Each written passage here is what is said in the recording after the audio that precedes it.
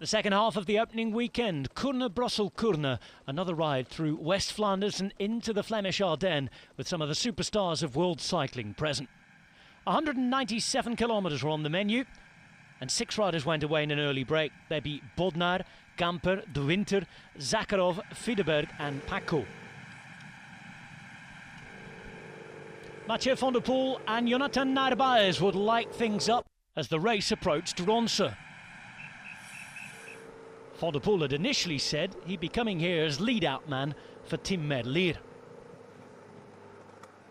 Just over 80 kilometres to go and 3 minutes and 25 seconds still to make up. They were doing pretty well. On to the next climb they go. The Kruisberg. And they'd be getting closer and closer to what was left of the break. Behind the race approached the Alde Quaremont for the first time of many in this spring season. Van der Poel and Narvaez would make it to the front, and behind the action would start with just over a minute and a half the gap. Degenkolb and defending champion Askreen getting in the mix. Matteo Trentin would join them with the likes of Narsum van Avermaet, and a raft of other riders would be there too. The race settled at the front into 5 men. The 2 attackers plus 3 remaining riders from the breakaway. Gamper still there with Zakharov and Fideberg. 2 other groups would be behind, and they'd eventually come together. Cross tailwind towards the end on the way back to Kuurne would make things very interesting. And the first passage of the finish line would see this situation only around a 10-second gap to the next group. Another further group would come back into Group 2. 11.5 Ks to go at this point.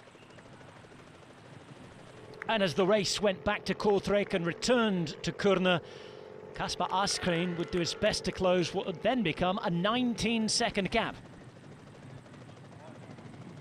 His acceleration meant that the 5 riders out front would eventually be caught with 1.5 kilometres still to go.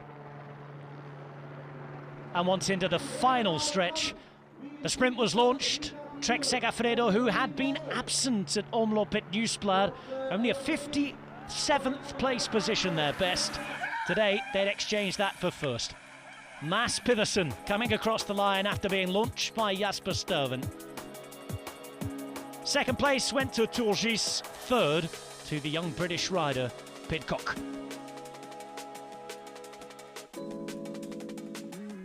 The former world champion taking career win number 16, Pedersen off the mark in 2021.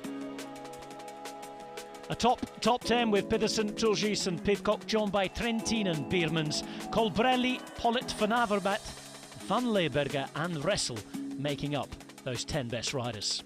And on the top of the podium, Mads Pedersen making it a solid start to Trek Segafredo in 2021.